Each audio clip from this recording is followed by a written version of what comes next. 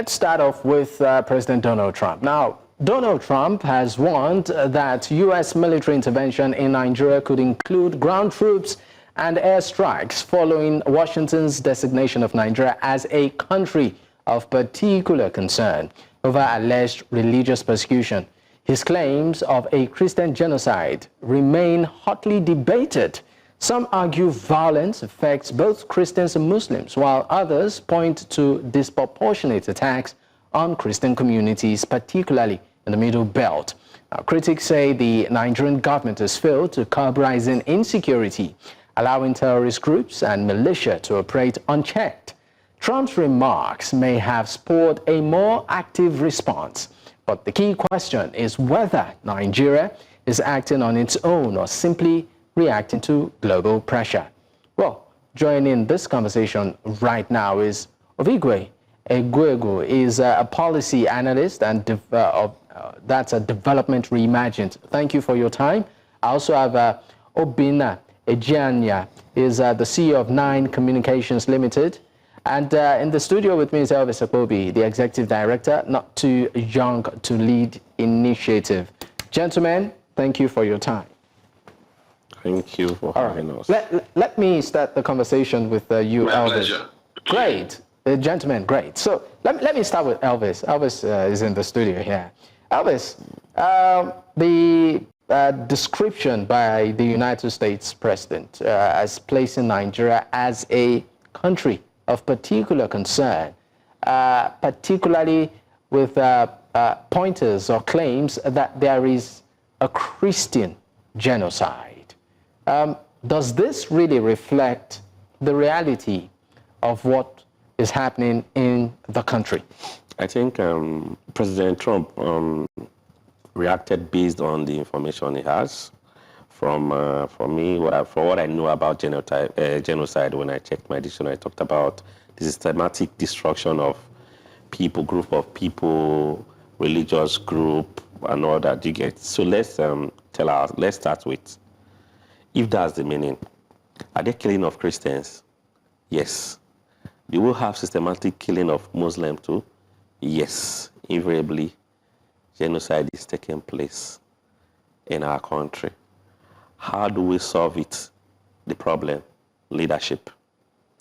And I noticed everybody have been jittering since that statement came up, and I'm half annoyed and I'm surprised that it took a Donald Trump to say something before everybody started jittering.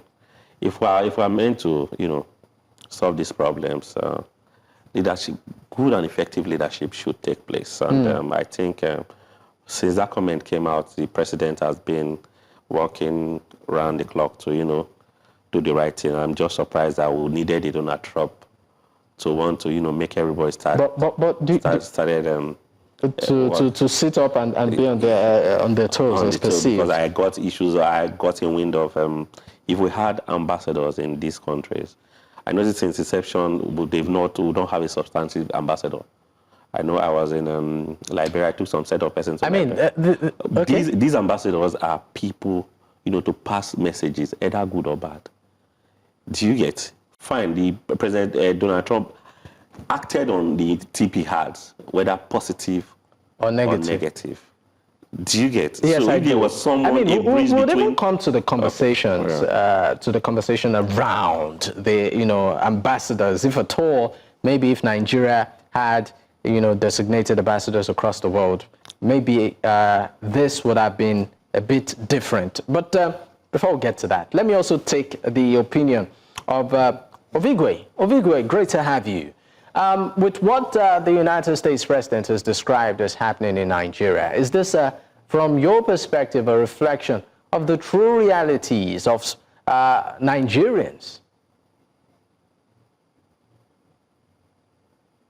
We do have security challenges in our country that leads to the deaths of people in certain communities, both in the Middle Belt, particularly in the Middle Belt, in North Central, and even for many years now in the Northeast. And these violence affect people across faith, both those who are Christians, who are Muslims, and even those who belong to neither of those religions, right? So to say that there is violence in Nigeria, it's not a lie at all. However, to then use the word genocide to describe that violence, that is a complete mischaracterization of what is going on in Nigeria. Because for you to do that, then you have to show evidence, and the burden of proof is actually with the Americans. They have to provide the evidence to say this is what is happening in the country and show that there is systematic elimination of a particular group. So that has not been done. So it really is a mischaracterization of the situation in the country. That is not to say we do not have violence, but across certain communities and states. But it just isn't the framing that is on the ground. So to use genocide, I think that's just completely wrong.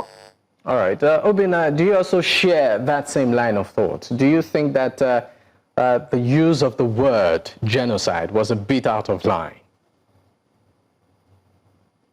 Well, it's my pleasure to join you again in a discussion of this kind of nature that is very important to Nigerians in Nigeria and Nigerians all over the world, including myself. This is a very sensitive and a very important matter, and I'm glad to join in this discussion.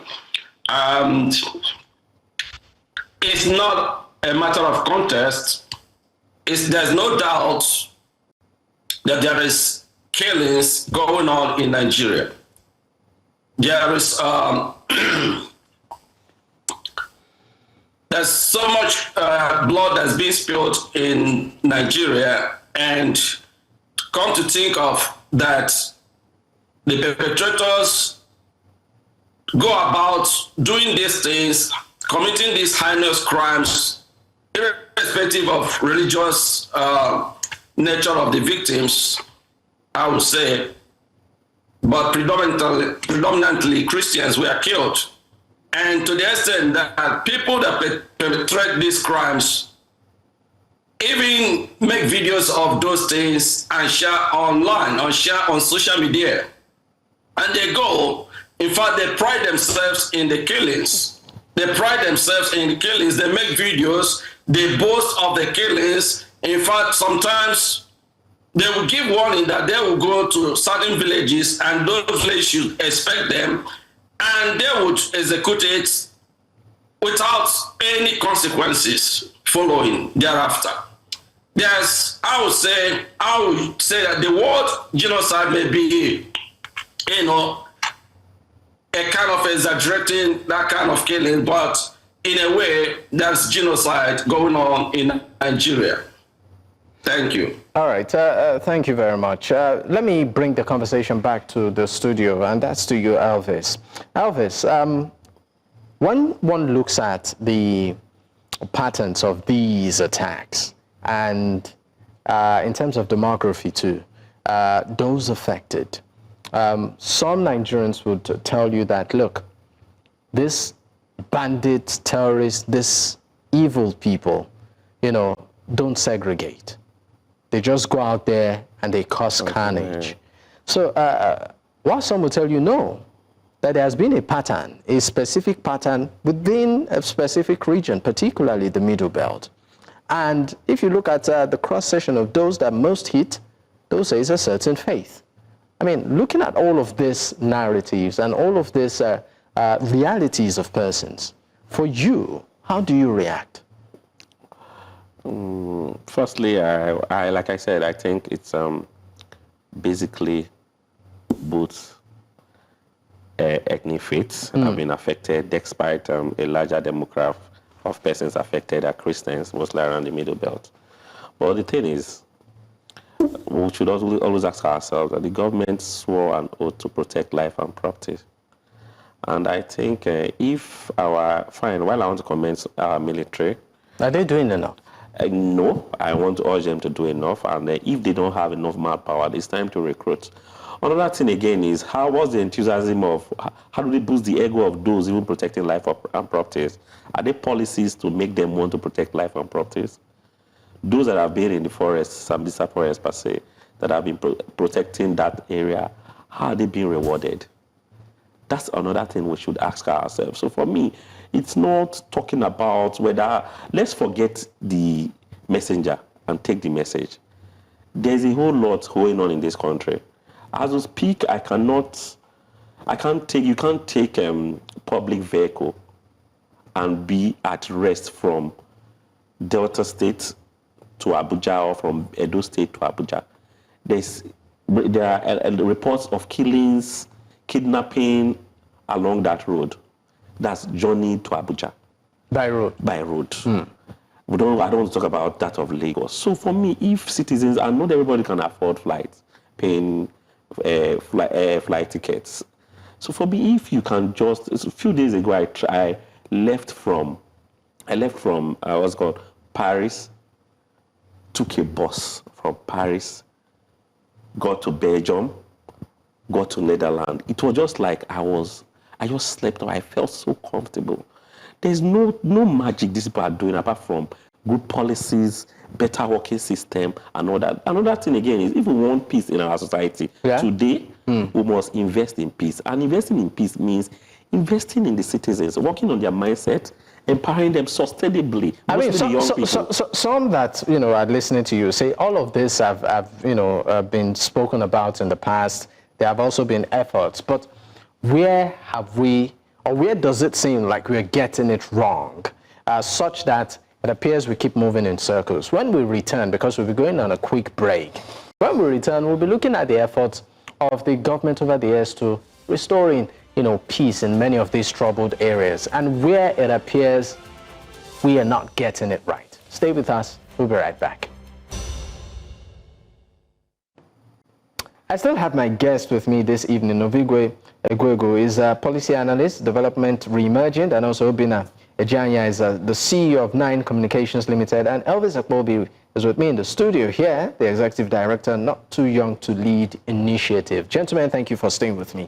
Let me come to you, Ovigwe. Ovigwe, when it comes to efforts at ensuring peace, stability, at fighting these bandits, we've seen that happen over the years in the country, right from the time of President Goodluck Jonathan, even to President Olusegun Obasanjo. But here we are again, having the same conversations about bandits, about kidnappings, about the state of security, internal security, that is, of the country.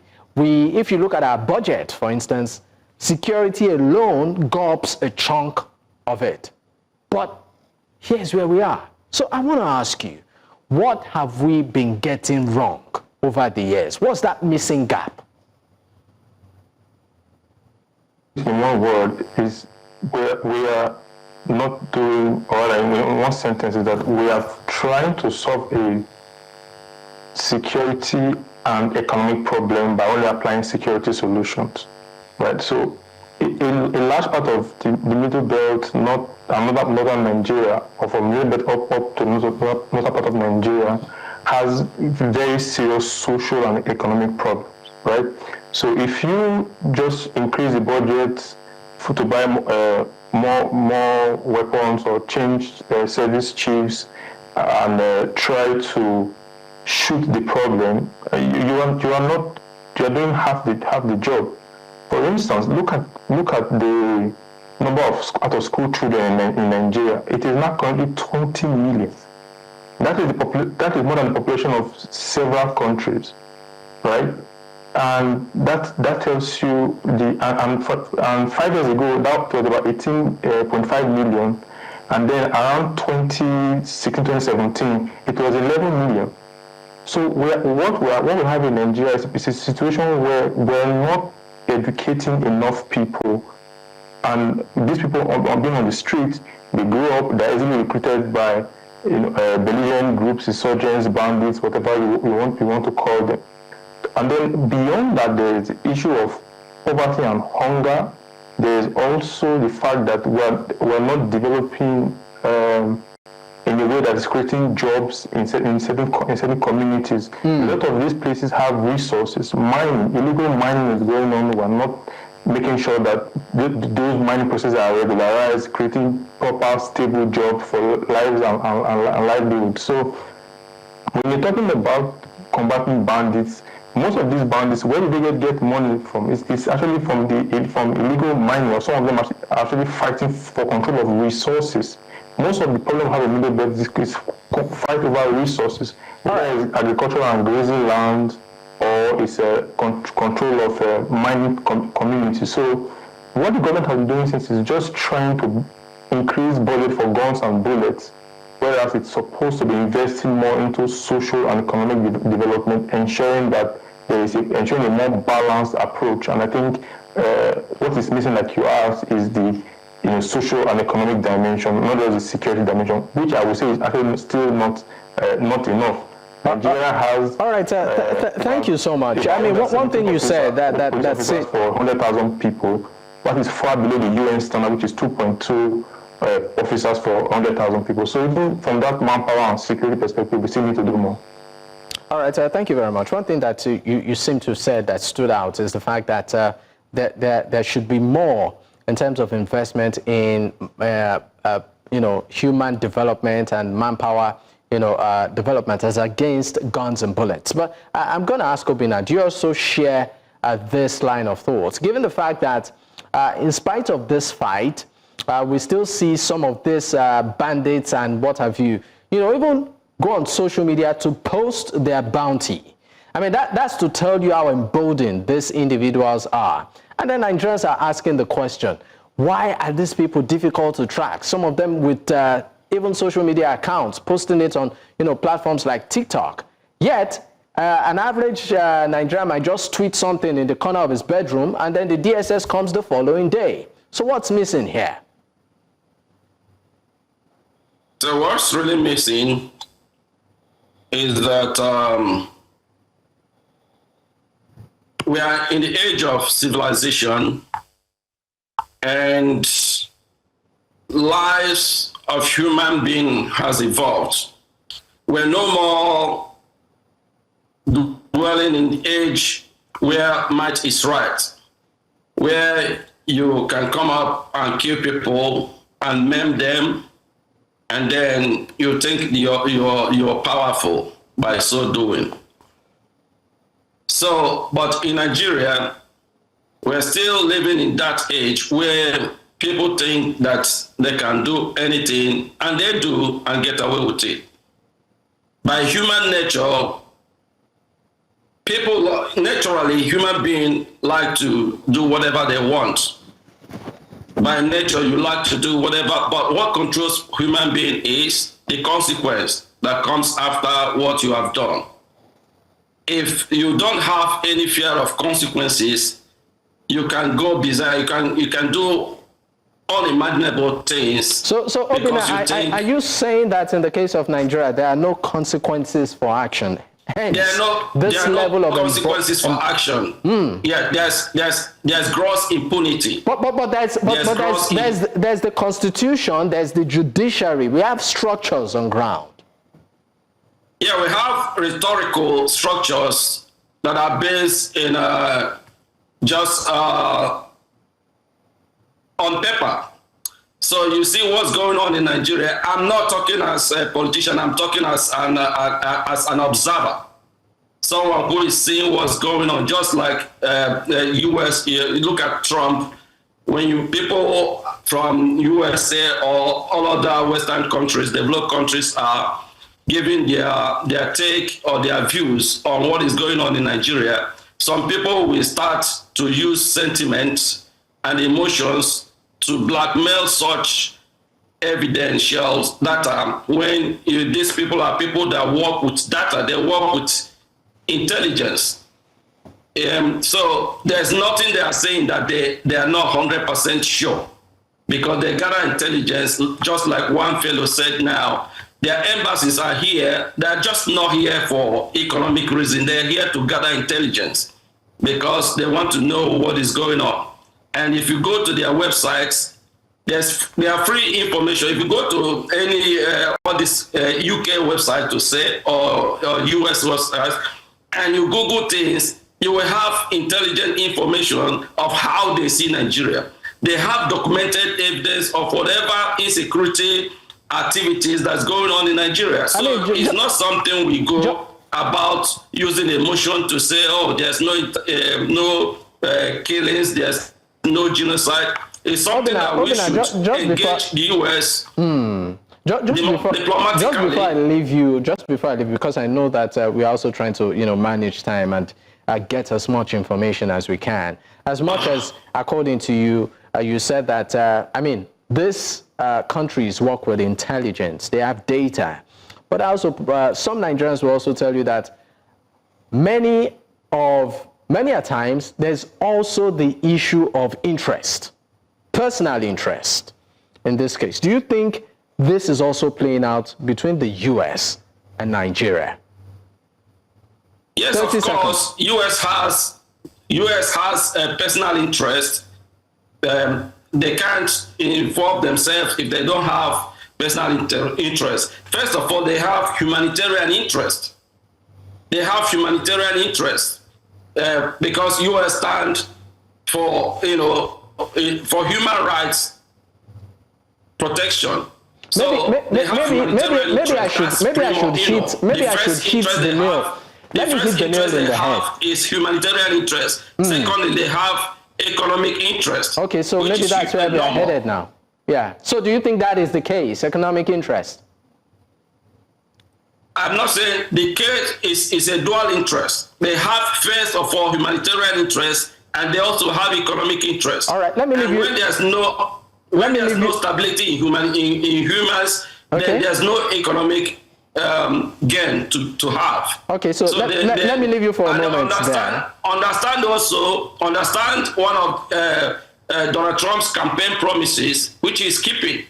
He said that he will stand up for any country that does not practice religious freedom, especially in the context of Christianity, which he stands for. Right. And understand the background of his campaign and the support group. Support base are mainly people of Christian denominations. All right. So thank you so much, Obinna. Unlike the leaders in Africa, Donald Trump stands to defend his campaign promises. But in our part of the world, in Africa, we just promise what we know we can't keep, and then we use propaganda to cover up all these things. This is not the time for propaganda. This is not the time to try to sentiment or use a kind of propaganda or sentiment to control, damage control. It's the time for the government to sit up and start acting. The primary objective, the primary duty of a leader, a political leader, is to protect his own people. All right, Obinna, thank you very much. I know you have a lot to say. But so that we can also give other panelists some time to speak. I'm coming back to you, Elvis. Elvis, do you think, there might be some sort of underlying interest, particularly from the U.S. as regards what we are seeing play out between Nigeria and the U.S.? Like I said before now, let's take the message. No, I know, but that is... Yes, but to every action there's an equal and opposite reaction. We always want to think like, okay, what's in it for them? What's in need for them? Why Nigeria? Do you get? We're blessed with rich human and natural resources, and just like bees don't stay away from honey, there are people who want to, take advantage of our economic prowess and all that. Fine. They do that in other countries, but the fact remains that even if they won't solve our problems for us, I stand to be corrected. I always tell people that it's only Nigerians that will solve Nigerians' problems. We're blessed with everything. All we need to do is have good leadership, and we'll get it right. Whether US have economic interest in, in Nigeria, it will be left for the policymakers to either gatekeep them and solve our problems very well. Like I always say, the thing is, everything rises and falls on leadership. If you make campaign promises that you are going to protect life and properties, do it. Don't tell me you met a government that was rotten. No, we elected you, contracted governance to you to protect us, not to make excuses. Right. While I want to commend the president for some of his policies that are going on, the fact remains that we have insecurity problems we are faced with. Let everybody sit down, put their hands on deck, and solve this whole thing. We shouldn't wait for a Donald Trump or any other person to put us on our toes. To put us on our toes. All right. Yeah. Well, we'll go on a quick break. When we return, we'll be looking at the best approach to tackle or resolve this issue from our guests. Stay with us. We'll be right back. Thank you for staying with me. It's still Politics HQ on New Central Television. I still have my guests. So quickly, before we wrap it up on this first segment of the program, I'm coming to you, Ovigwe. Ovigwe, I mean, from a diplomatic perspective, how do you suggest the Nigerian government, approaches this issue? We know that there are talks around the need for ambassadors across the world, and that the need for Mr. President to do something about it. How much of an impact do you see that having? Is actually to provide the right contextual understanding of what's happening in Nigeria, assuming that the United States government under Donald Trump does not have the right information, despite the fact that someone mentioned here that they have a lot of information on their website. Right? Because if they know, if you as a country, you should be able to say this is not what's happening. This is the situation we have and where we have challenges. If you are interested in helping us, by all means, please provide us with access to resources, intelligence services, weapons, so that we're able to tackle the situation better. So that I would say is the first thing that the government of Nigeria needs to do. And at the same time, it needs to assert its sovereignty. Nigeria is a sovereign country. You cannot just threaten to bomb another country based on what you think is happening there, and you have not provided evidence. There is a rule in the United Nations system, or the international laws, that needs to be obeyed by all parties and signatories of the UN Charter. If the United States has evidence of Christian genocide, it will present it before the United Nations General Assembly so that all countries will debate on it. The UN Security Council will set up an investigative committee. They will look into the genocide. If then Nigeria is found, if a genocide is found holding on in Nigeria, then there are protocols to that regard. So this issue is not something that we are new to in international system or in diplomacy. All right. There are measures to this. It is not bombing another person's country. All right, thank you very much. Just quickly also, what do you suggest, an approach to resolving this? Obinna, 30 seconds. Yeah, my suggestion is simple. Nigerian government, the presidency under President Bola Ahmed Tinubu should not continue in the usual, dynamics of, trying to use sentiment and propaganda, misinformation and misguided approach to solve this issue, because this involves international community. It's not just USA that's seeing what's going on in Nigeria. They should collaborate with the government of United States, and of course, we're not stranger to USA, and USA are not strangers to Nigeria. We have been working with USA. We have been great ally with the USA. The US has, committed a lot of funds to Nigeria to see that insecurity is quelled. So when we try to, blackmail Trump because of this obvious incidents that's going on, then we are trying to kind of tell lies to ourselves. So what we do is, let us collaborate in intelligence sharing with USA. They will give us information. They can even, there's nothing wrong in involving US military capacity. All right. If we are sincere enough to stop this idiosyncrasy, this stupidity of killings that's going on, carnages everywhere. I tell you, every day, Nigerian lives, at least 500 are lost. If you gather the information, I'm a journalist as well. So if you gather the information, there's no simple day in Nigeria that, okay, let me not exaggerate, that at least 100 people are not killed, either by accident or intentionally killed. So let us not stop joking. I believe you have verified. Sorry, just to get this within specific context. I believe you have verified data to back that up. Yes, I do. All right. Thank you so much. Also, before we go, Elvis, your final thoughts. So my final thought is, if we've seen the problems, meaning we can profile, we are 50% halfway. There were times in the Niger Delta region where we're blessed with oil and all that, is either kidnapping, oil theft and all that. And a particular government came and be like, okay, let's contract the protection of these expatriates, pipelines and all that. I contracted to Tantita Security Services, and I'm not sure you ever heard, since the inception of that firm, to protect those pipeline surveillance. And I'm not sure you've ever heard anything about kidnapping, youth restiveness in that region. So if you can solve problems if you can use a firm like Tantita to solve such problems, I think there should be, a government should sit down and better initiative to protect lives and properties in that area. That's what I think, because the appointed service chief, they should sit down, they live on taxpayers' money.